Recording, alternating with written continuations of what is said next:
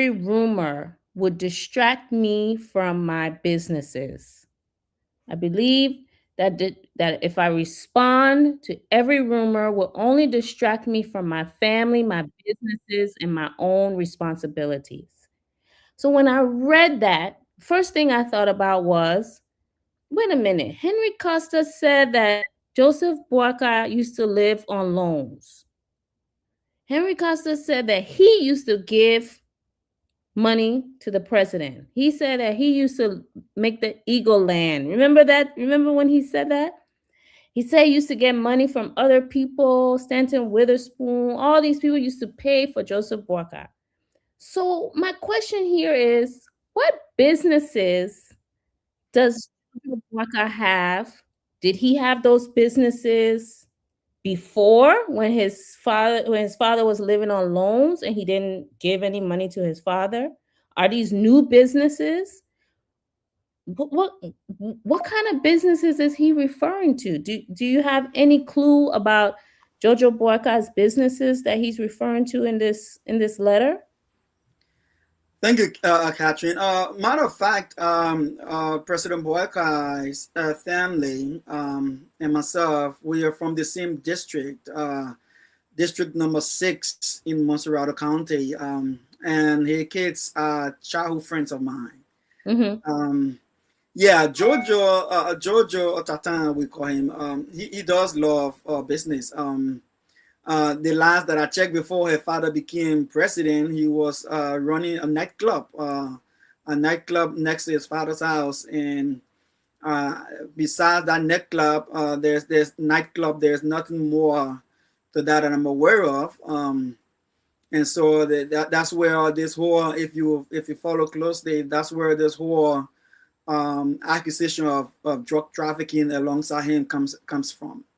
So the businesses he's referring to, he's had businesses before, and that's maybe what he's talking about in this letter when he says it would distract me from my businesses.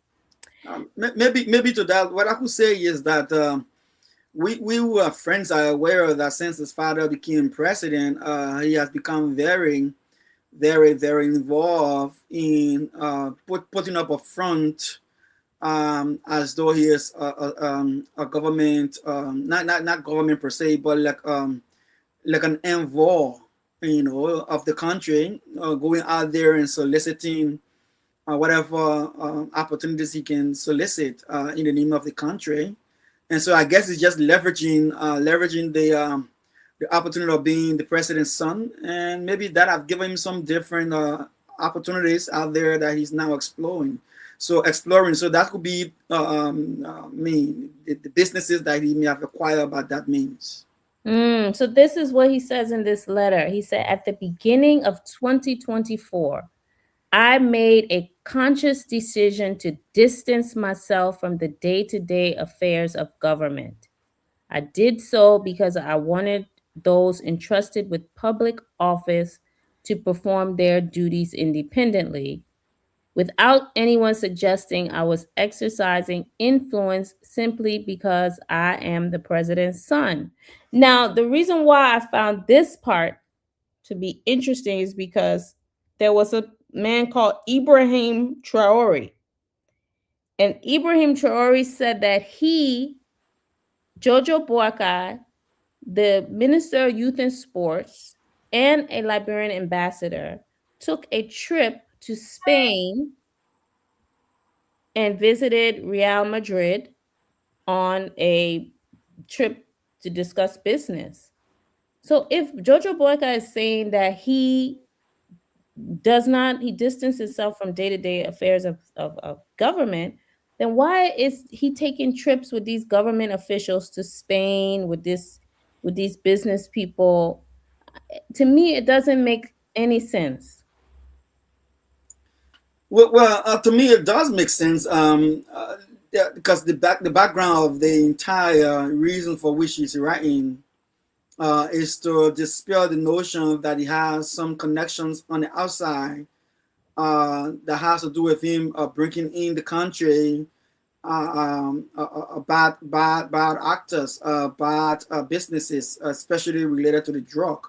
So let us not forget that this letter comes only at as a result of the president's son Jojo being mentioned by supposedly members of the cartel who did a video accusing him of being the one that the name you mentioned, Tuare, introduced him, Jojo, to them, and they had gotten into business with Jojo, leveraging Jojo's proximity to the presidency because of his father, now to run that drug, the cocaine, through Liberia without any hindrance. And now the business has been threatened by Jojo's in contact in Liberia, who they didn't hold up the end of the bargain.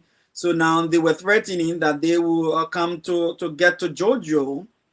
And now so Georgia is saying that, listen, I made a conscious decision by early 2024. I can understand why you say that, because that when his father became president, he doesn't want to be seen as influencing, the nation's business climate by his reliance on his father's position as president.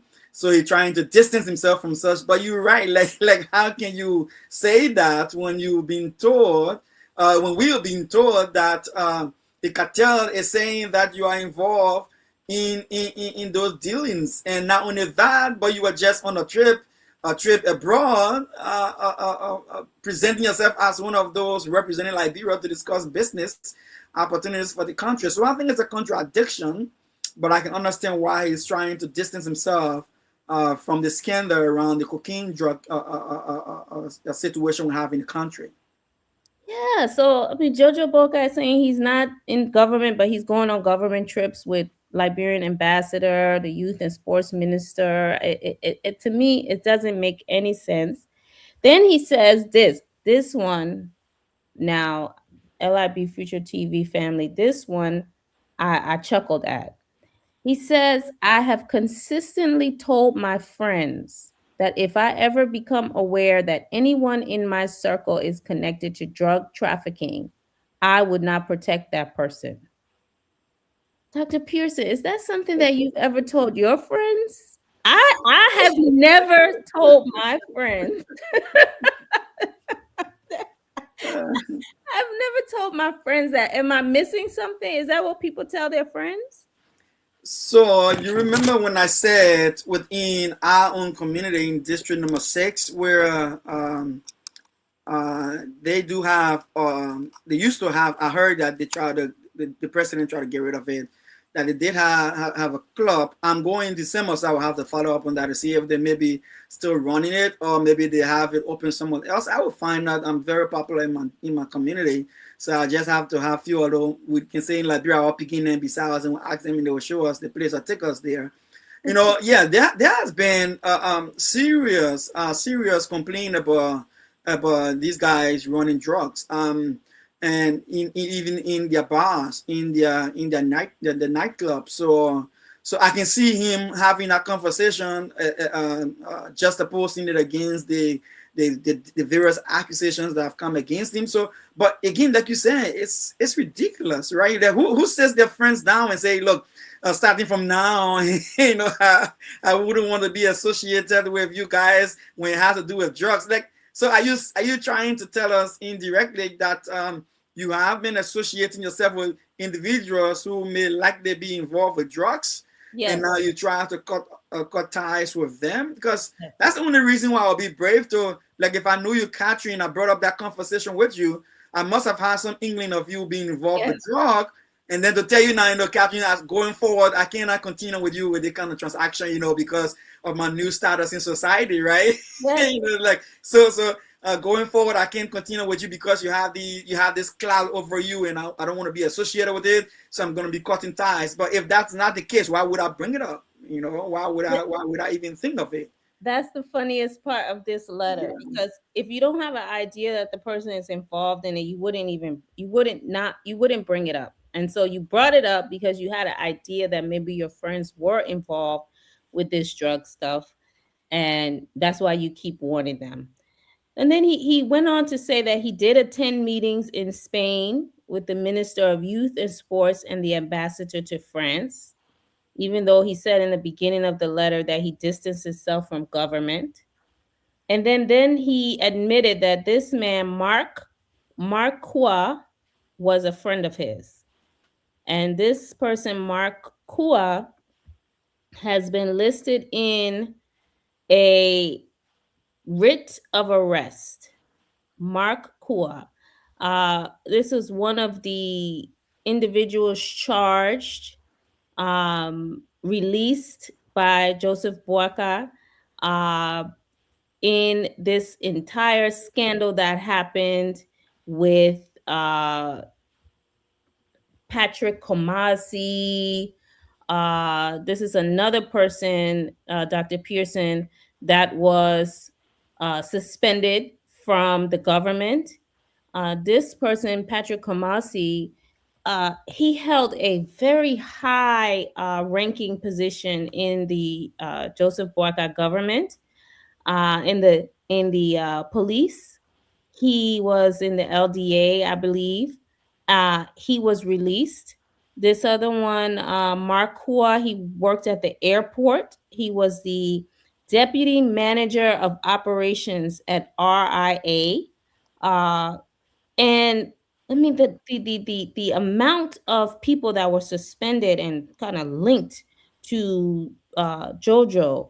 Uh, I see why he wrote this 5-6 page letter, but I think there's a lot of questions that remain about what is really happening uh, in the security sector, with the government, with the president's family. I mean, these are questions that Liberians have, and we still have not gotten all of the answers, Dr. Pearson. Yes, and I think it's going to be a little difficult to get out of the answer, considering that this whole issue with this drug bust, this cocaine bust, is that it involves people at the very high up. When you have a situation like this, when you have situation like this, the problem here is that you start to ask yourself, how far up do we go before the whole government comes crumbling down, you know? Or how far up do you go before you start to lose the integrity, the reputation of the government, right? Lose public confidence. One of the things we've noticed over the past couple of months is the bragging of government officials that they're trying to boost the image of the country, that the former administration, the CDC-led administration, had tarnished, right? That they have, what is named, George Weah, former president Weah, have turned Liberia into a buka dancer country. They have dragged the country into the mud, and now they were coming on to bring this new branding, this new image to the country, especially when we even got they sit at the Security Council at the UN, the non-permanent membership council. There was this big bragging about how Liberia is now, positioning itself at a whole new level now. So how do you come to admit that you have this much a scandal in the high ups in the government? So yeah, you're right. I think we are yet to see how far up this whole scandal is going to go up. Don't forget, when you're dealing with a deputy for administration, deputy for traffic, a deputy for intelligence, these are not small people, Catherine. Don't forget, in security, there's something called chain of command, right? So if Gregory Coleman, who is the Inspector General of the National Police, can have all of the senior officers, the next in line to him, beneath him, this deep in the scandal, and you want to believe that as a professional, they call him IGP, right? Inspector General, right? Mm-hmm. So if you are the Inspector General, and then all of these clandestine actions, activities are happening beneath you, and you did not pick it up. You did not grab it. Then which means in a much more civilized society, in a much more serious country, you'll be tendering your resignation. You have to. Because that's the highest degree to which your ineptitude can show. It's like me serving as managing director or CEO of a company and managing director, and out of the middle level managers under me, I've involved in major scandals, and I'm not able to identify it as the head of the company. Who is the shareholder going to trust me to manage that company anymore? No, I no. don't And think now I so. see why people are, now that you put it like that, that makes a lot of sense because it's happening all around you. They're bringing in $300 million worth of drugs all around you, your own deputies. Look at these people where they worked. Mark Egon Kwok, Deputy Director for Operations at Roberts International Airport. He's in the picture with Jojo Boyka here enjoying himself. Then you have he's at the airport. Then you have someone, Johnny Bollardine, Commissioner of Police for Criminal Investigation, Intelligence, and Interpol. That's Can you the imagine that? international police. Can you imagine that? It's like he is the guy who nothing's happens under Gregory that Gregory shouldn't be ignorant of. Like if he didn't tell Gregory on a daily briefing as to what is happening from the intelligence standpoint and connecting Gregory to international partners responsible to keep an eye out, and then you got close to, when I did my math, we're talking about close to 800 million worth of street value cocaine, right? How can you slip on that? Patrick Doe, Deputy Director of Administration for the National Security Agency, Right. NSA. So these are the guys who receive close to almost 20 million every budget year, right? They receive close to 20 million every budget year, and besides that, they receive what we call off-budget spending that sometimes get us yelling and shouting where the money is going. So these are guys who are supposed to be on top of the national intelligence security agency where we are kept safe. We can uncover those things that are even deep seated that ordinary people, ordinary security personnel would not have any idea of. Now, like look, it's sickening. Catching is very sickening. This one, this is a man, Patrick Komazu.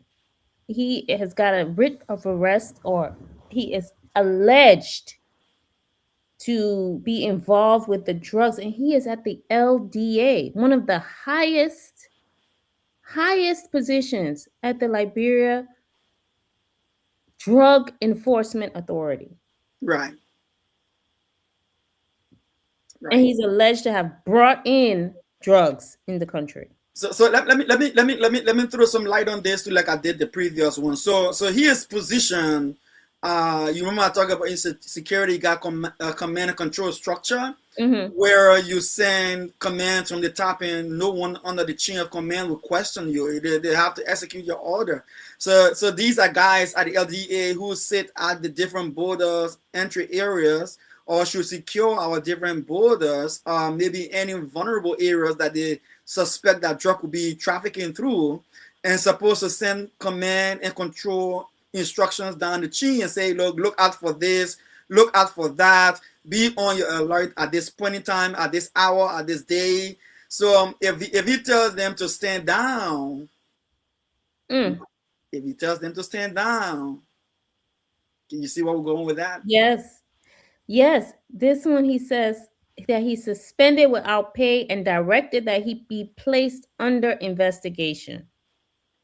So Right. these people are supposed to have been there to protect the country, stop the drugs from coming in, and yet they are alleged to be helping to bring in 198 plates of processed cocaine, Hmm. 3,971 plates of cocaine. Hmm. Uh, Dismissed Mohammed Bowa, Director of Security, the Director of Security at the airport. Right. Moses Jala, Deputy Commander, Liberia Drug Enforcement Agency, Roberts International Airport. You see, it's like they have surrounded the airport, Mm, infiltrated the airport. All the people that are supposed to be security at the airport, the LDEA and the NSA, high as Interpol mm. in Liberia, these people have clawed their way through the security of the whole entire security sector from the LDA, the NSA, and the Roberts International Airport. And there's another guy that we've mentioned here. I think Dean, right? He is the chief of patrol with the Liberian National Police. Hmm. So now let unpack this a little bit more. Now imagine that the NSA, the Liberian National Police guy in charge of intelligence and linked to Interpol, and then the guy from NSA also, they are the one who keeping surveillance on high class, deep secret stuff happening in the country, right? Mm-hmm. So they supposed to alert the others, send out an alert to say, "Oh, we got this tip out there, we got this information out there. Oh, we've been following this lead, and this is about to go down." Mm-hmm. And now Mm-hmm. you feed that information down the chain of command, right? So these guys are compromised. It means to say all intelligence feeding from international partners down to local intelligence is strangulated at their level, Mm-hmm. right? Keep that in mind, and then come down one step to at the NSA and then at the National Police. Keep that in mind. Intelligence is Stafford, and with that in mind, then think about that. The guys who are supposed to be manning the border entry points, right? Right. That the intelligence supposed to alight and say, something is going to be coming through these areas, through these various locations. Keep an eye out, look out for it. That information system has been compromised. And then the guys who actually manning the already porous borders, even the borders that you just give $1, $2, or $100 and pass and Mm-hmm. get about your business, the very guys who will be keeping the borders, even undermen, receive command from up the ladder, up the chain, and say, "Look, gentlemen, your guys stand down. Something's Mm-hmm. going to be coming in. All of you guys stand down." All right. Wow. So that then leaves the country open now for the field intelligence, not just working alone. The intelligence is passed down to the guys who are at the border to mine the border from drugs. Now they give the instructions on the ground with the foot soldiers, stand down, Let it right? through.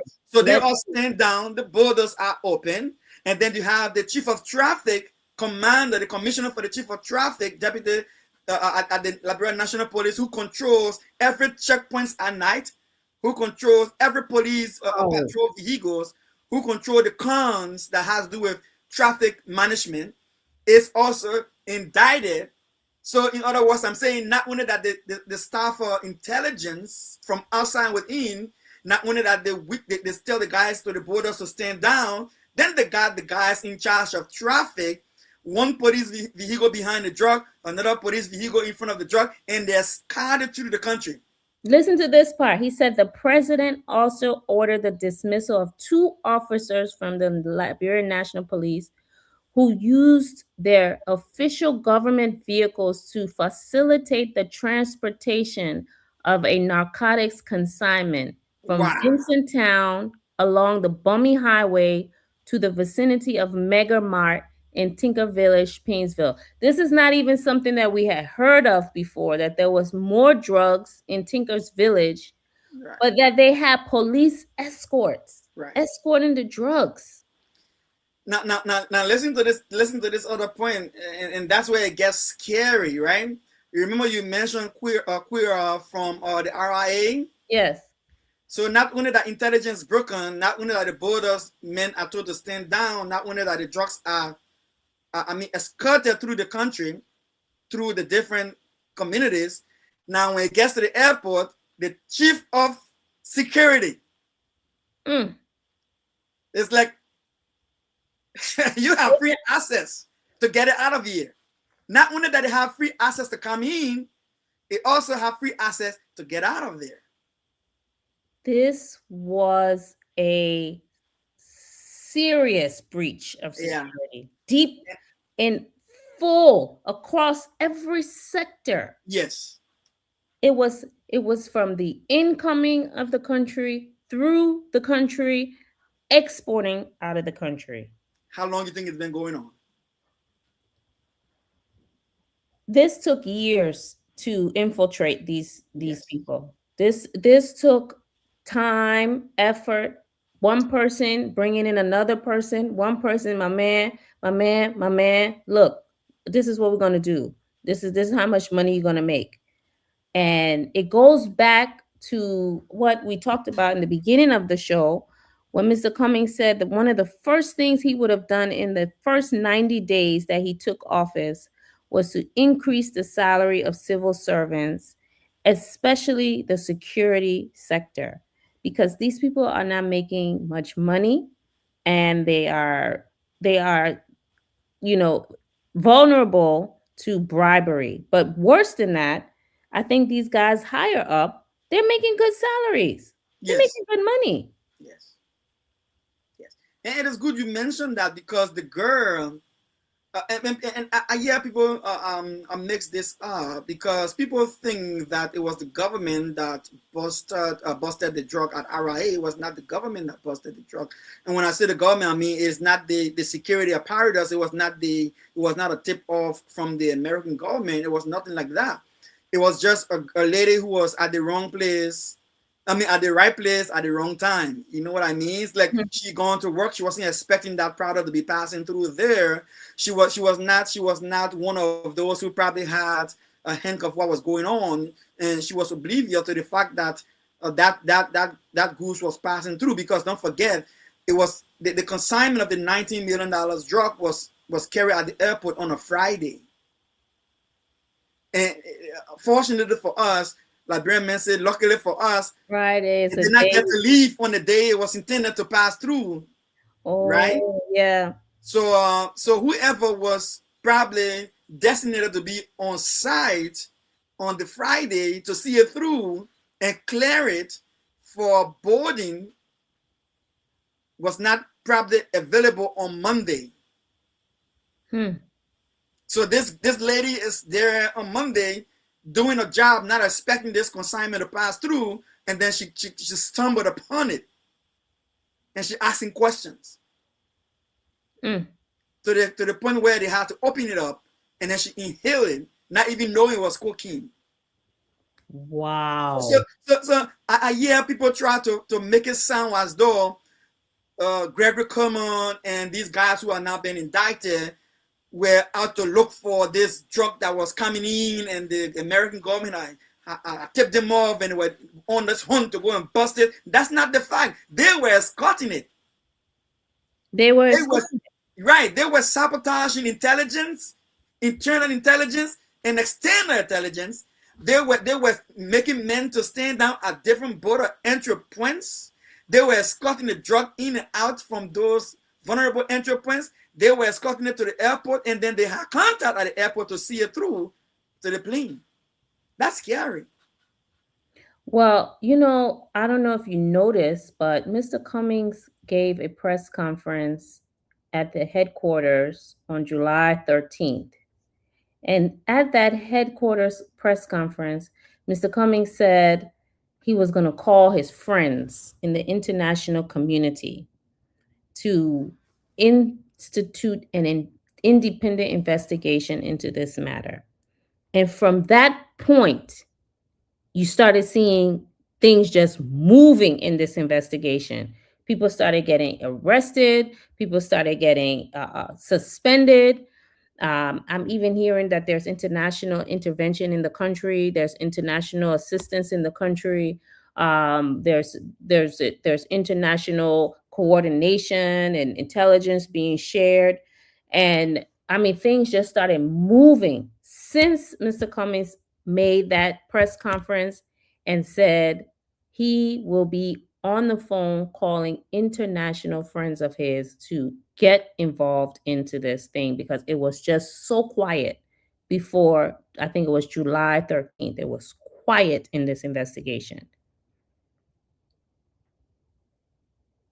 Yes, and I think that that plays a significant role. You see, the thing about these kind of activities is that a crime thrive in silence. What do I mean by that?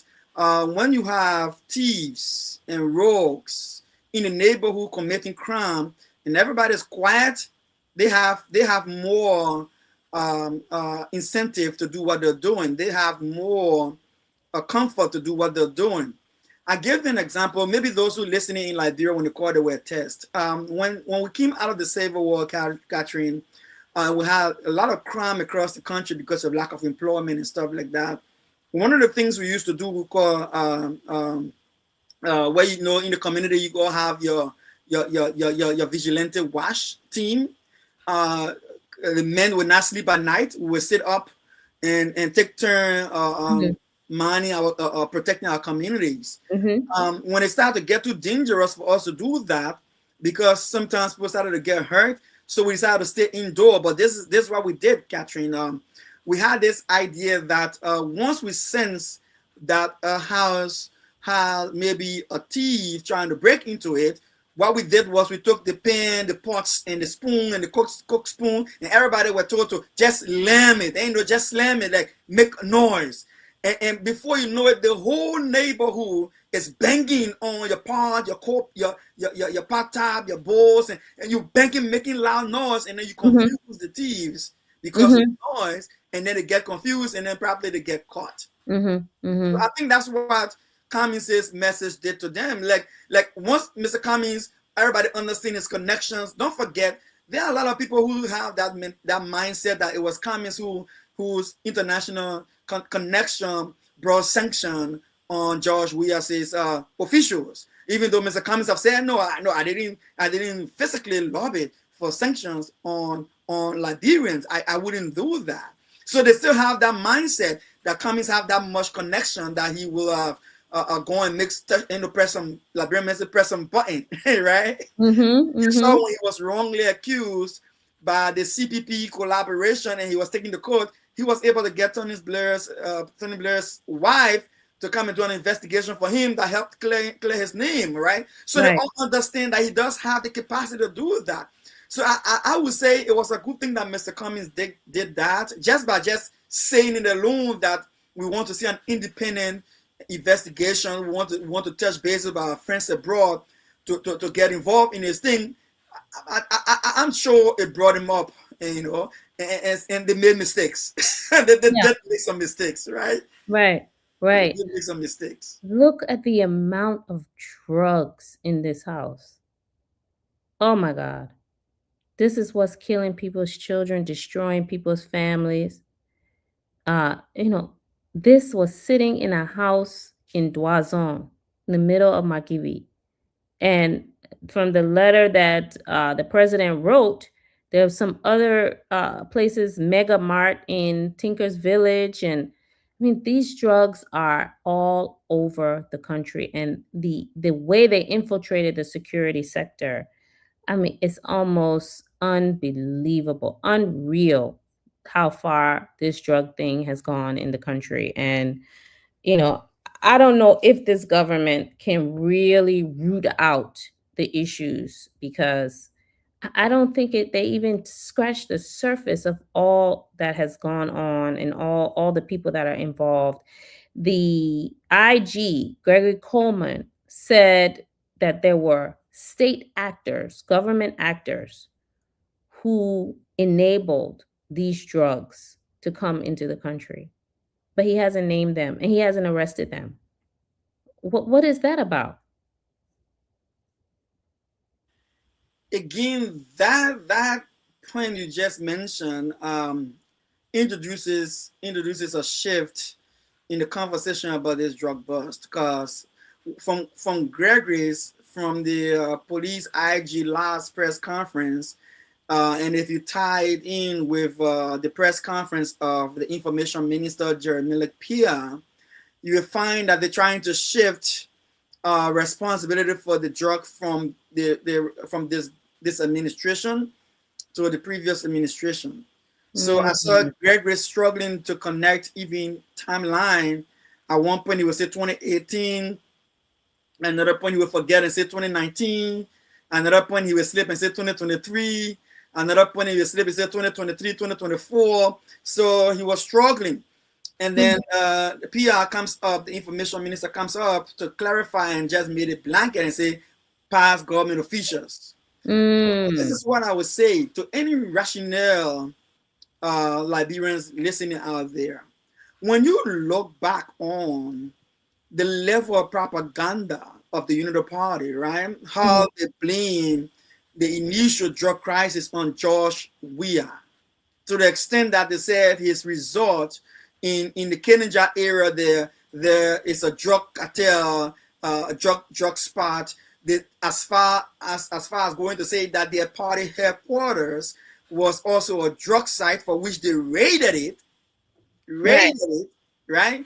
And not only that, considering that the immense amount of pressure that they are under politically to find some reason, to find some political, accusation against anything related to CDC, Mm. to satisfy their partisans, right? To make a case, to make an example of CDC. Catherine, Catherine, do you think in your mind if Gregory Coleman and the entire Joseph Boyki's administration taking over power from CDC had stumbled upon, right, an entrenched weakness of a cartel stronghold in the CDC administration that was being turned over to them at the time? They were dismissing people and replacing them with their own.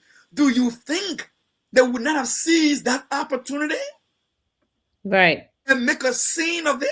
Immediately.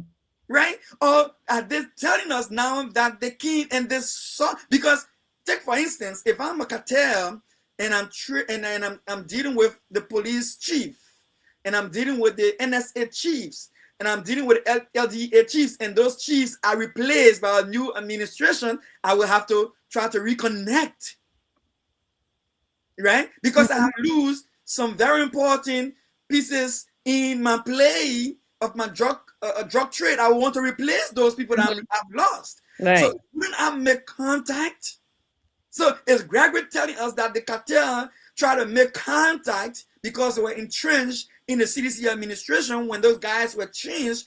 Are they telling us that the cartel try to make contact with people that even Gregory brought into the police? Hmm. With people that President Barker put into the NSA? Because you know that you know how many EPS officers that they set aside? Before I Mm. say LDA officers that they set aside, because they came to power with that notion of that we cannot trust these guys, so keep them there will be to undermine our administration going forward because they are sympathizer to Right. CDC. So if they did that rigorous shift and change of authority, how is it that the cartel still had that much power to import and export under their eyes? Yeah. Yeah. Yeah. This is their problem, and they own it, and they cannot run away from it. It happened under their watch. They're the ones who chose all these people, the LDA bosses. They kept changing and changing and changing different people. Uh, and the LDA was still infiltrated to the highest degree, the highest level. Even the NSA, and the NSA are the ones that are closest to the. I think they're on the executive budget. These are the people in the president's, inner sanctums. These are the people briefing the president, and they are committing crimes. So it is, to me, not going to be a surprise when we find out that the president's cabinet, people in the president's inner circle, are also somewhat linked, because this doesn't stop at this level. They are all over the government, from the airport to the border, in the traffic, I mean, from one end to the other. And one of the things that Mr. Cummings is I don't know if he has like a crystal ball, but he's a wise person. And he says things sometimes long before they come to pass. And one of the things, Dr. Pearson, he kept asking this question about this FOIA project. He keeps asking this question about this FOIA project. And the question he keeps trying to understand is, where did the money come from to build this project? It wasn't on the budget. It wasn't disclosed. It just started going up in FOIA. And he keeps saying, who gave this money? Even the president, when he was interviewing, I don't think he's been interviewed since. I don't think he's done a interview on the radio since he talked about this project. President Boycott said he don't know. He wasn't informed about how this project came about. He was just told about it, but he doesn't know much about it. And ANC and Mr. Cummings keeps asking, where did this money come from? There was an initial letter that they sent to the LACC. The LACC, it says we sent a formal communication May 25th, 2026, requesting a comprehensive investigation into the financing, procurement, authorization, and implementation of this Mano River Union Center for Regional Peace in FOIA. Then it says LACC responded June 4th, 2026. And today is July 30, 2026. LACC has not provided any update. And so it looks like the ANC sent a follow-up letter saying, what is the deal? Where's the investigation? Where's the update? What's happening with this? I still see a part in here. Think about it this way, right? So for the guys at the NSA at that middle, the go between level between the highest, the bigger boss, the big boss, and the under guys, if that person right under there was carrying on clandestine acts and the bigger boss turned a blind eye for him to do it, if he went to the national police, the bigger boss, Gregory Coleman, is sitting up there and all his deputy under him carrying on those activities, and he turned a blind eye. LDA, the same thing, the overall big boss turned a blind eye, then the next man under him is carrying on an operation. Think about the president and his entire cabinet. That's what it shows also. That's why it shows also. Because what the president is telling us that I'm not paying attention to what the guys beneath me are doing. Or Mr. President, it could just mean, like the police chief, you just didn't want to pay attention because you knew what's going on. Right. You needed what the bookman calls plausible deniability, right? Mm-hmm. Plausible Closing your deniability. eyes. Closing Right? your eyes. Yeah, you play dumb so that you don't answer for anything that happens under you. You just play dumb, like, oh, plausible deniability. I didn't know about it, so you can ask me any question. Right? And then we get to understand that when we push on these things, people tell us, oh, they are SOEs, like maybe LPRC, Liberian Water and Seaver, NASCORP, other places provided the funding. But you just said it, Catherine, if they provide the funding would have been reflected in the budget, in the national budget, because it is in the national budget that SOEs contribute funding to support national projects, right? Right. And then, but the periods we're talking about, majority of those SOEs, whether it's the water and seawall, the LPRC, the telecom, other places, they couldn't fund the budget for 2024, 2025 because they said they didn't have money. So if they don't have money, what are they doing investing in Where this did the project? money come from? So now then people, I know it's going to be naive to think that it must be drug money, but then when you look at it again, I'd rather be a fool to ask the question, to be certain, right? So take for instance, the cartels are passing huge amount of money through the country in billions of dollars now, because don't forget, when you show that stockpile of drug, cartels internationally they have policies. They don't keep all their stash in one spot because they don't want everything to get busted at the same spot. So maybe they keep this stash, the stuff away, maybe 10% a piece. Like if they have 100%, they keep it in 10 places at a rate of 10%. So if you bust 2 sites, they still get 8 sites left for 80%. You just got 20%, they got 80% left to stand to cover their losses.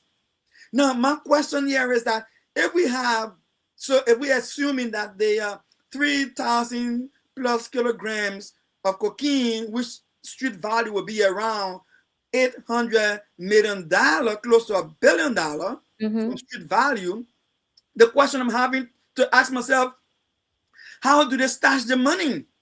Because there has to be a way to stash the money.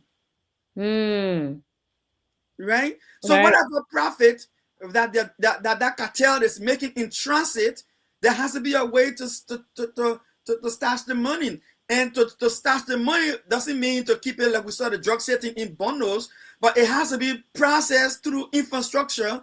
It has to be processed through shell companies, shell businesses, maybe like a logistics company that was taking the drugs from the manager's house straight through the airport, nobody asking questions, and on the airplane and out of the country.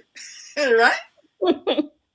But Catherine, on a serious note, if you myself, Catherine, if we had a shipping company in the US and we're shipping things to Liberia for Liberians, girl, every container that we ship out of this country, we have to make sure that nothing is on that container that's gonna make us to get into any criminal activity that will spoil our business, correct? Right.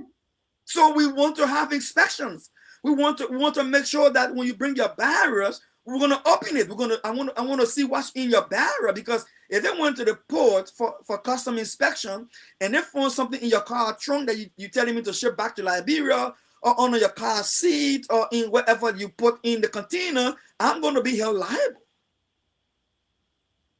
Right? So why would I want to have a shipping company that refuse to use all of the mechanism, all of the capabilities within the facility itself, and ship a product directly from my house to the port of Newark, without the sophistication at the warehouse that Catherine myself I put into place. Catherine myself I put into place some sophistication to reduce our risks of liability. But now I bypass and ship the thing, leaving Catherine unaware, ship it from my house straight to Newark Airport and say it's in the name of Catherine and Pearson's business. And we get busted. And then Catherine and myself supposed to tell the Newark customer and say, oh, you know, we not aware what's in the container. Girl. Yeah, they said, tell your story walking that way in handcuffs. So Cummins, you're right. Cummins comes from a corporate background. And just a disclosure here, I work with Amazon at the corporate office in Phoenix, Arizona, before I took on a state job, right? At the corporate level of functioning, Catherine, you have to think way ahead of time, because the success of your business gonna depend on futuristic calculations, like what to expect, what is going to happen in the next quarter, the next maybe a business reporting period before it even happens, because you want to satisfy your shareholders.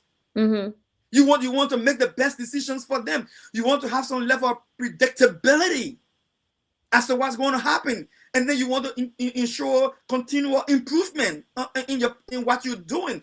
How can President Boyka not only just turn a blind eye, but endorse something he didn't know about and doesn't have any clue where the money may have come from and said it on public radio and have the audacity to put it in the State of the Nation address as an achievement.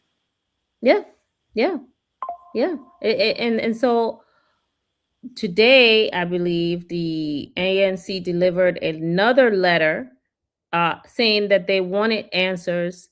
They want to know, is the LACC going to address this or investigate this, inform the public, reaffirm your commitment to the uh, to conducting this matter free from political influence, institutional pressure, or external interference. And this one was important. Says, ensure that if you see a violation of the law, every person found culpable, regardless of office, influence, or political affiliation, will be held accountable under the laws of the Republic of Liberia.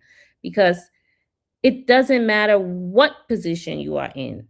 If you are involved in this kind of thing, that's why I think Mr. Cummings keeps saying, and the ANC keeps saying, what, where is the money? Follow the money. Follow the money. Is this project legitimate? Where did the money come from? Because if someone in the executive mansion is doing this kind of thing and is involved in what we are seeing in that country, the presidency is at risk. The presidency of the United States, I mean, of the Republic of Liberia is at risk. And it is a very scary thing. So I hope the ANC continues to push on this. I hope that they continue to find out where this came from, because I found out the ANC is actually in schools recruiting students to stop them from taking drugs, teaching them how to, say no to drugs. These are our future. These are our future leaders. These are our future. This is what the country is depending on to move forward. And we have to stop these people from trying to destroy their lives with drugs, with all of these chemicals, putting it in their body, you know, and focus on how we build the country. Because we cannot build a country if it is a transit for illegal drugs. We cannot do it. Right. And I like when you bring comments into this, because Liberian people need to step back and filter out the propaganda against Mr. Cummings, because for over 10 years now, people have painted this picture like, oh, the people doesn't know Mr. Cummings. It sounds laughable to me, because when you look at the last elections, when we set up the year Appleton, whoever heard the name of Appleton in the entire country before? It was the first time any of us heard the name Appleton. So if Appleton end up in a massage, I call it a massage election results, right? Not Right. the massage that election results. From a massage election results, if someone who is a non-entity got more votes than Mr. Cummings, it tells you that someone is deliberately wanting this man not to come forward to be the leader of a country that really needs the skills that he has. He is not one of those who is waiting to get government jobs, to be able to show off that he loves his country and he's able to do something for his country. This young man is already doing things for the country without government job.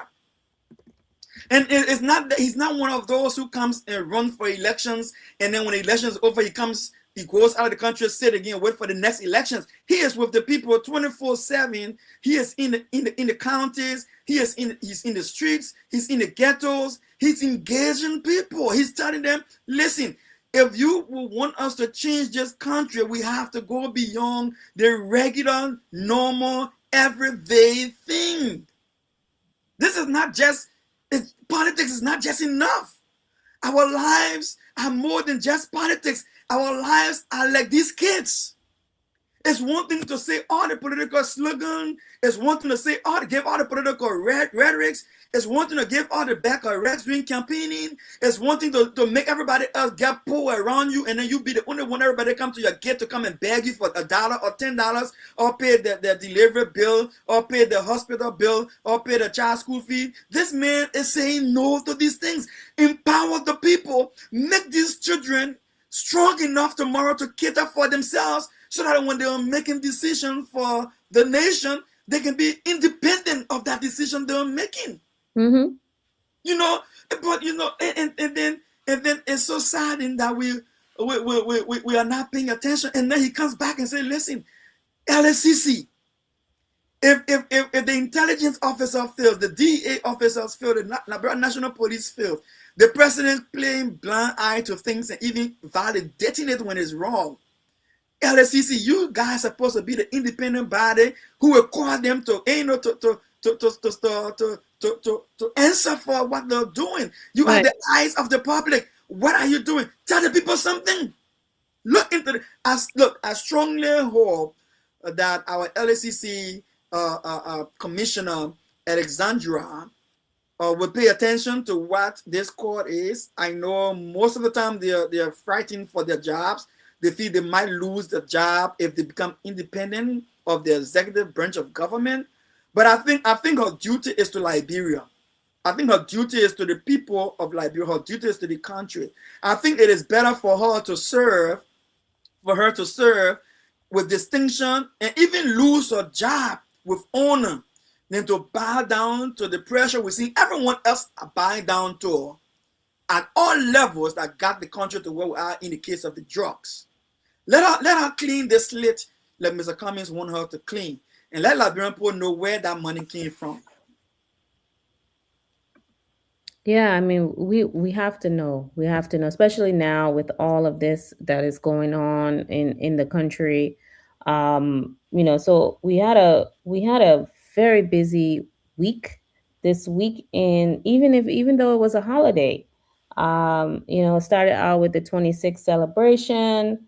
We talked about Miata Famula and her video, and one of the things that happened that shocked me was the way that they decided to destroy the drugs. I was wondering, do they not have an incinerator? Do they not have a place where they could, you know, put these drugs so that the smoke, so that the all the fumes from the drugs would just go straight into the air? This is drugs, chemicals. They're burning tires, toxic things, and they're putting all this into the air so that people can inhale this in the surrounding communities. Those look like buildings right Yes, there. yes, yes. What were they thinking? What were they thinking? That's a good question. What were they thinking? When I saw this, I mentioned three things. I said blackmail, I said cover up, and I said environmental pollution. When I said blackmail, when I saw this and I said blackmail, I was referring to um, why they were trying to burn this drug. Just about burning this drug, they made a whole scene press conference, and they tried to pin this whole drug from their responsibility to the past administration, to take ownership for drug being in the country. I felt that was very deceptive, right? And then the second thing I mentioned, I said cover up. You see, Catherine, they said, when we mentioned, they said, oh, we got permission from the courts. Let me clarify something, Catherine. And you're an esquire, right? You woman of the law. Now listen to this. Yeah, if you tell the law you have drug that you want to get rid of and you need permission to get rid of it, they can give you the permission to get rid of the drug. That's your entity has the legal right to dispose of harmful chemicals in our society, right? They give you the right to do so. But at the same time, when it comes to preserving evidence, Catherine, where that evidence has to be adduced in court, in a major, major high-stake case that worth millions of dollars, There are some assumptions to make. One, if this if the drug cartel are pushing around $1 billion worth of drug, it means that the people who have that drug got money to spend for lawyers. And if they're in America, we're talking about top-notch lawyers. Lawyers who will get into the courtroom and argue the case, and you can be as guilty as hell, but the law is blind to sentiments. The law is blind to emotions. The law look at evidence. So yeah, this person can be caught with the gun smoking in their hand. If you cannot adduce evidence to convince the court and the jurors beyond reasonable doubt, that person will walk. The person wouldn't walk because they didn't commit the crime. They will walk because your evidence did not support your prosecution of the person. So now, the drug itself catching is the primary evidence of the case pending trial.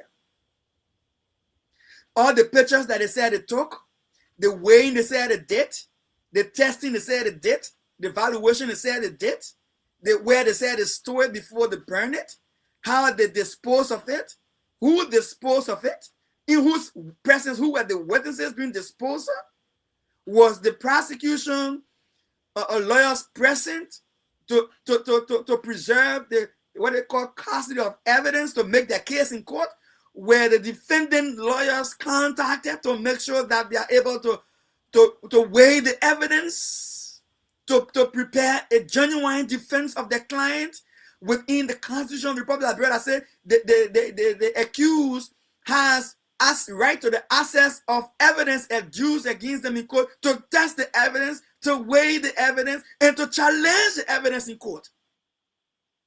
Now, the primary evidence is being destroyed. The question remains here now. When you go to court, you're going to rely on secondary evidence. The pictures you took, the measure of the weight you say the drug is. Now, when this thing gets complicated, Catherine, very complicated, Catherine, people want to question the validity of the institution that weighed the cocaine. Are they licensed institution? What type of skill did they use? What instrument did they use? Those who evaluated the cocaine, how did you know all of the cases of the cocaine carry the same amount of weight? Or how did you know other than carry the same potency of what you say you have as sample to take to court? Why if you want to just manipulate evidence to take it to court? How are we convinced it is from the same pocket that you seized when you went to do your seizure? Moreover, are there any DNA that could have been present on the packages? Not just the cocaine, but the packages, that those DNA testing, maybe through sweat, maybe through contact with some body fluid, whatever the case might be, that could have given us some other leverage to test for DNA and to see if these guys who were carrying these things on their shoulder, packaging them, they left the sweat, they left other body, biological elements on it that will be tested and link them to the crime. All of those different technicalities will come to play in court. Then come to the environmental. We have signed all of the major environmental treaties at the United Nations, and one of the treaties is violated right here. And Catherine, let me say this on air for other people to hear me, especially government officials. We signed treaty to control carbon exposure, and they pay us for that, to minimize carbon, and they pay us for that. So if we are paid to minimize carbon emission with our rainforest serving as a collateral to absorbing carbon and transmit and converting them to oxygen, whatever that deal is, and the complication of some of the things we can do and not do, you're right. Did they take all of that into consideration? I don't think so. Yeah, I just really hope that the people in the surrounding areas are safe, that they didn't get affected by this. Because when I saw that smoke, I said, that's burning cocaine. That's crack cocaine in the air. It could make children sick, pregnant women sick, you know. So, Tuzan, if you're there, Tuzan ready to open the lines. Tuzan is going to open the lines. It's time for you to tell us about the stories of the week, how your week was, what stories caught your eye this week. Was it the Independence Day? Was it the drug story? Was it Mr. Cummings, you know, not 100-day plan that we went over that I read to you? Was it the LACC letter? What caught your attention this week in Liberia?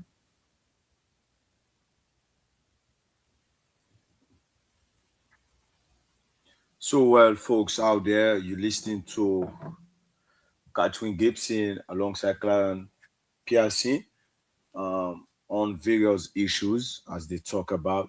So, if you want to be part of the platform this lovely morning, I can say the 1st of August 2026. Number to call is 0777 959 959. 0777 959 959, or better still 0881 871 670 are the numbers to call this morning and then be part of the platform, the LRB Future TV. 0777 959 959, 0777 959 959, or better still 0881 871 670 are the numbers to call.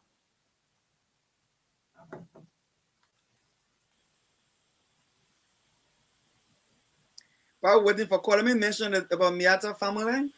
Yeah. I saw you brought that up. You know, Yeah, when, but go ahead.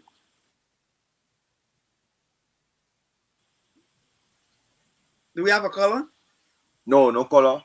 All right. So you know when I saw the interview with Miata, look, let me be honest with you. Miata is an icon. At the time, Miata was I should be respectful here because I have a lot of respect for her.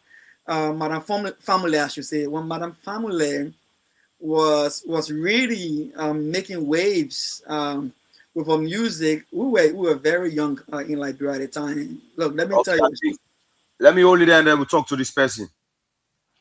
Good morning, brother. Good morning and welcome. I'm okay, but I'm calling from the Banave. In the Banave. Okay.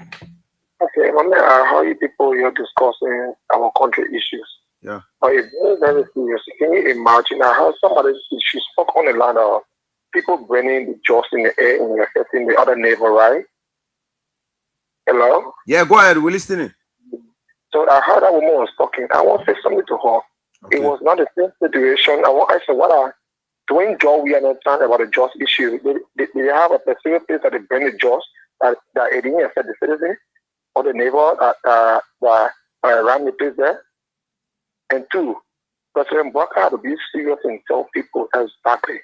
Gregory Como is not above the law. If Gregory Como is into the jobs issue, the man should stop job. But you can't be going through investigation. Then he is the front page of the investigation. Then he allowed the men to go to work, and other people are paying endurance. So Gregory Como is who in this country? Oh. You understand my brother? Yo, getting you. Yeah. Oh, So we are serious. If the party cannot come out and tell us, we the citizens of this country, we will black hole, and he will tell us exactly what is going on in this country. I'm so sorry. Thank you for the show. Oh, We are prepared.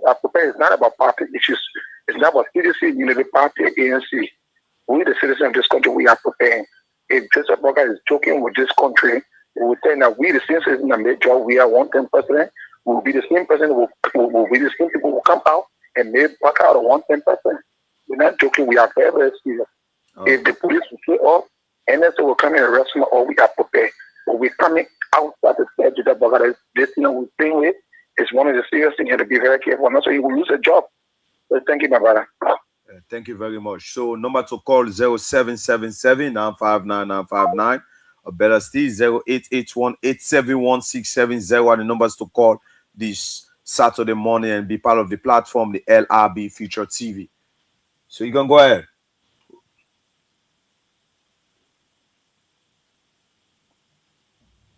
Yeah, Dr. Yes, Pierce as go well. ahead. Oh, okay, Dr. okay. Pierce. Yeah, let me just respond to the caller who just called. Look, I think he made some very good points. You know, when President the former President Weah was in power, they burned marijuana in similar fashion, right? Even cocaine they burned in a similar fashion, and I think it was wrong, especially when it endangering the atmosphere, making it hazardous for the community that the burning is taking place. But you see, this is where we tell people, and Mr. Cummings makes this thing. You can't keep doing the same thing over and over and expecting different results. If the thing is wrong. You need to fix it. And when you come to fix it, make sure you fix it properly. Don't measure your failures with the failures of what you came to fix. And also my brother who called, look, we think President Boakai, like you said, needs to do better. And where he has come to make change, let him do the right thing. Right? He shouldn't walk in the CDC mistake. Another thing is that Mr. Cummings, we're having a conversation yesterday, Catherine, myself, and Mr. Cummings, and he said, look, there's a difference between the domestic drug problem and the intercontinental drug problem, multinational drug problem. So the one where the drug just coming to pass through the country is different from the one to try and take in Liberia. And, but let me put it this way, my brother, the drug that passing through the country and going to another country, we're taking it serious, very serious. But we also need to take the one that stay in the country, the small children, and taking very serious as well. Because if you're not careful, when the drug that passing through the country going to other countries starting to make big money in the country, other smaller children will start getting involved to the point where they will be using them for some of the things the big people don't want to do, so that he cannot be in the cookie jar that we see it now. So we say, like in America, yeah, instead of the cartel, big guys and running a drug in the street, they use other people, small people. And then when the small people start pushing drug, then they start making money. So take, for example, the driver who's dropping the drug to the airport. Maybe the man used to just do a lay 1-2 pick and drop. But then one day the man said, let me see what I can be carrying every day. When the man go low inside, he said, oh, he said, chief, the thing I'm carrying, and they think I'm mad. The man said, just share your mouth because you already understand the operation. Instead of me giving you $2 US to carry to the airport, for now I'll be giving you $2,000 to carry to the airport. That man who was looking for $2 now, he getting 2,000, 3,000. Another person who is sitting down to the machine, SO machine, looking at the drop pass, and he said, the thing too much now. I've been pushing the thing now. Another thing get big money inside here, but the money inside the thing now. I can't stand now, be pushing the thing for $500 US. A banji. For now on, I want my own car to be 50,000 USD. So then the money start going up. Small people make demands. By the time you get to know it, the men who making demand, getting small money in your pocket, the money getting fat in your pocket, they all start getting frisky, they start getting strong, they start feeling big, they start stealing some of the cocaine and they start trying it. Instead of selling the whole plate, they start finding a way now how we can do the burger right in Liberia. After the war, right? We used to choke the burger around with chuka. You know, you tell me catching, see right there. The guy used to set the rest, right? They would take the lip prep, they would choke the rest, they would take some 6, 7, 8 cups in the bed, then they smooth it again, they set our bed, but if you're taking 6, 7 cups from inside, right? The same thing gonna happen with the cocaine. By the time you notice, the major ones are going out of the country, but the one that they're taking on the side now start to transfer on the market, on the local market. Our kids start getting hooked on cocaine. You think that people ain't taking cocaine like Liberia, Catherine? People taking cocaine. In fact, the people can do that one. They're doing coach. They're doing it in the casinos. They're doing it in the major hotels. They're doing it in the major clubs. And they think it's cool. They think that it makes them feel like big people. And you know,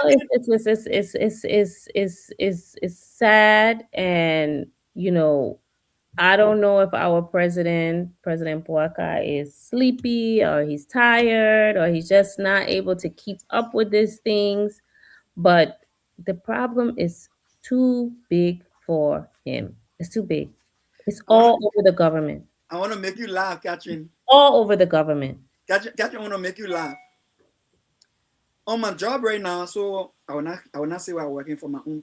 Someone said I shouldn't do that. But on my job right now, we deal with people who suffering from these kind of issues with drug, right? In Liberia, everybody know about they call it withdrawal.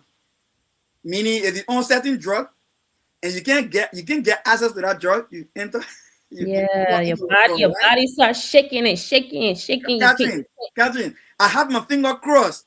The more we talk about the drug, the more we beat on the government, and the more we make it difficult for cocaine to pass through the bureau. My finger crossed. I want to see some major government officials going into withdrawal. Woo.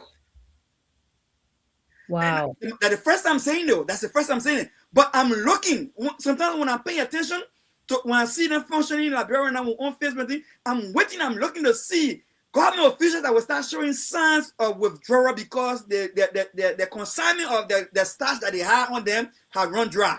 And that's an expensive habit. Oh, Catherine. That's not a cheap drug like a marijuana. That's a expensive drug. Let's keep the pressure up. Let's keep the pressure up. Let's keep the pressure up so that cocaine can come in the country because we have the pressure on. Let's keep the pressure on that even the one they have hiding, they can't get to it to take some. Let's keep the pressure on the other one in the clubs and in the casinos there in Liberia. All of them, that you run out of supply. Let's see the government official who able to stand up on the pulpit and do press conference. And not go to Dara DeLong Real Center. I'm waiting for that moment. Maybe they will just get on the plane and come back. No, it's like Liberia right now was supposed to be rescued, right? They were supposed to rescue. They were supposed to fix these problems. They said that drugs was a big problem under George Weah. They made it a emergency that this had to end. And what you have learned is under their government, the drug people have completely taken over almost every area in the government. There was even an official of the Ministry of Gender that was also suspended. Ministry of Gender and Youth, I think. Procurement officer. They were all through the government. Let me tell you. Let me call the name so you can understand it. So you can understand the gravity of what you just said. The Ministry of Gender, Women and Children and Child Protection. Ain't no like the children. Ain't no women and children. Ministry of Gender, Women and Children. Procurement, which means you in charge. You're in charge of buying things. I don't know what this government is going. I don't know if this government is going to make it through the next 3 years. It's so scary. They will. They got someone like Mr. Cummings. Let me tell you why the government will make it. You see, people in Liberia, especially when they're in government, they think opposition. They call it opposition. They think opposition is bad, right? But I don't see opposition. I see advocacy, right? I see activism. I see some old from a church. They will say we see watchmen, people who are looking out in the press and say watchdogs, right? Nice. We are blessed, Catherine, to have an environment where our society got people who are keeping eye out for what is going on in the country. Mr. Cummings is one. Like you mentioned earlier, the fact that the young man said we want an independent investigation. Everybody put on a big man trousers, straight aside running head scatter to make sure that it looks like they're working, right? Yeah. So let's tell God, thank you that you, Catherine, you got your work. Look at you. Look at me. I'm just from work. I supposed to be with my wife. I supposed to be with my family, right? I supposed to be finding something to eat. I supposed to be trying to relax and get preparing for the week. I ate fried fish and plantain. You see what I'm talking about? But we take off our time, our valuable time. Look at our brother on set right now, right? Too on. He's supposed to be sleeping. And maybe the man just sort of put a computer, just post on a 6 hour, a playlist on. He go and start snowing on the desk, sleeping while at 6 hours, playing with commercial in between. He been sleeping, waiting for the morning time. He go home to go do a different thing. But he's setting up, making sure that the people get information that help to change the country. Sure. So because of you and myself, people like Alexander Cummings and others who are keeping our country fit to the fire, we can pray and hope that things will get better. Right. Sorry, I And can't talk and you.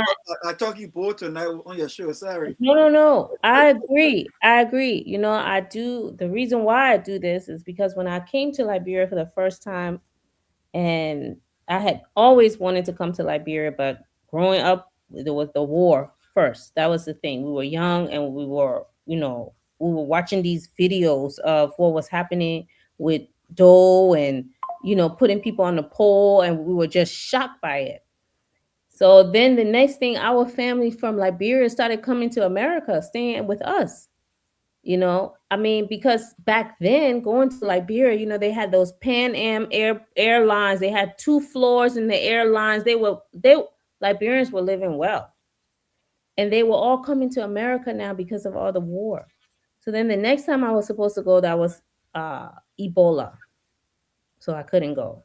So when COVID hit, I said, no, I don't care. I'm going. I'm going to see Liberia for myself.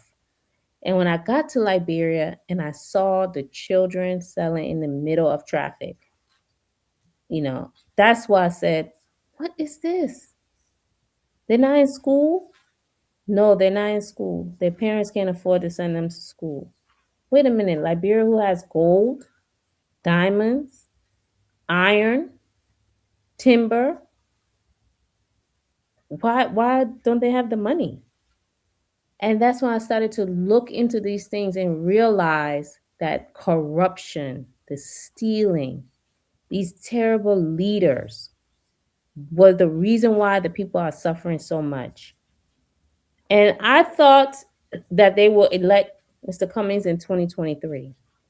But the way how the election was going, it was just Bwaka, Wia, Bwaka, Wia, Bwaka, Wia, Bwaka. And I said, but this man is trained, talented, he has the skills. You are gonna elect this old man to do what? He needs to sleep. He needs a nap. He needs to relax. He needs to rest himself. How can he manage a 70,000 government employee workforce? How can he manage all of these things, from the Ministry of Mines to the LEC to the gender ministry to commerce to EPA? How can he do all of this? He can't. The energy is just not there. At that age, you need to rest most of your day. And so then, you know, Liberian people elected him, and the first thing that happened, they went into the retirement fund and started taking money for cars. And that's when I said, it's over. It's over. It's over. It's just a repeat of what we have seen before. You go to the people's pension money, their retirement money to go buy cars. I said, this is it. Yeah. The Unity Party chairman, Luther Tupper, he was supposed to show us he was supposed to show us bank statements, because when the money came in for the party celebrations, the Unity Party people came out and said, we didn't get our money. We didn't get our money. We didn't get our money. We didn't get our money. Where's the money for the celebration? And he said, oh, I'll show you the bank statements. Nobody took the money. We never saw the bank statements. I said, oh boy, here we go. Before even getting to office, though. I knew it. I knew it. Let me say this, right? And that it doesn't take much, Catherine. And I admire the fact that you desire to go back to Liberia. When we came out of the Civil War, the first elementary school I ever started in Liberia, I didn't have much money. I just did it out of passion. That school now is one of the popular schools in Liberia. The second school I started in Liberia, I didn't need much to even start in. It's still going. It's a popular school also in Liberia. The third school I started, I didn't need much. It's going. It's doing well in Liberia. The fourth school now, it's a high school. It's doing well as well. So, I think our leaders just need to realize that they think they're doing it to the ordinary people, but they're doing it to themselves. Before my father was killed in the Liberian Civil War, my father had two vehicles before the war. And back then, the vehicles we had was the one you will say, the bluffing type. We had a Chevrolet and a Volvo. We ate 3 times a day in Liberia at the time. We didn't walk on the street. We used to get on car to go this place, go that place. You know, we play that in the yard, right? But let me say this: when the war scattered everything, destroyed everything, wealth never mattered. Social status did not matter. Today, I don't even know where my father was buried because I didn't know when they killed him. I didn't know where they killed him and how he was buried. The news just came and told us that your father was killed at so and so point. Today, we don't even know where he was buried. Where is the money? You know, I went to junior high school catching when the war slowed down. I was playing soccer. They call it scholarship. Soccer scholarship. I got through high school catching. I cut the grass, tutoring people kids, and playing soccer. You know how long it took me to get my first degree, my first bachelor's degree? 8 years. Because I had to drop off, hustle, get my school fee, go back, do 1 semester, drop, come back, get my school fee, do 1 semester. Can you imagine? So I'm trying to say that in the worst situation, it's possible to excel. Then what more about in the midst of plenty that can go around?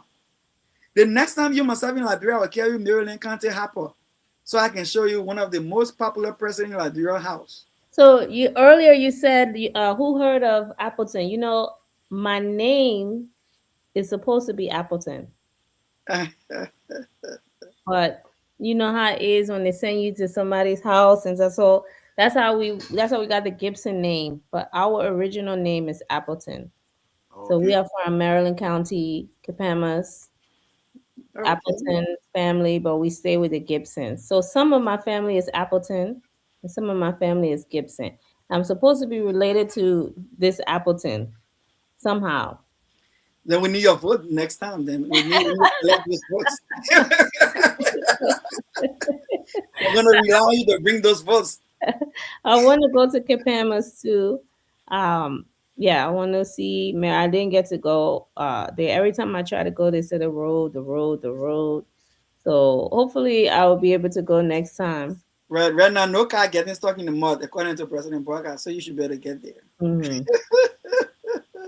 But yeah, it was a nice show, Catherine. Yes. It was a nice show. Tuzon, thank you for tonight. I know I just joined me and just. Oh, you're welcome. You are welcome. Impose you in your audience, but no problem. No, it was a great show. We had a good show. We had a weekend review. We went over all the top stories of the week. So all our LIB Future TV people tonight sleep, but they'll see the show. I'm sure we'll replay it for them during the following week. Thank you, Tuzon. Okay, you're welcome. Dr. Pearson, thank you so much. You're welcome. We will see you all next week for next Friday. Yeah, by the grace of God. LIB, stand up.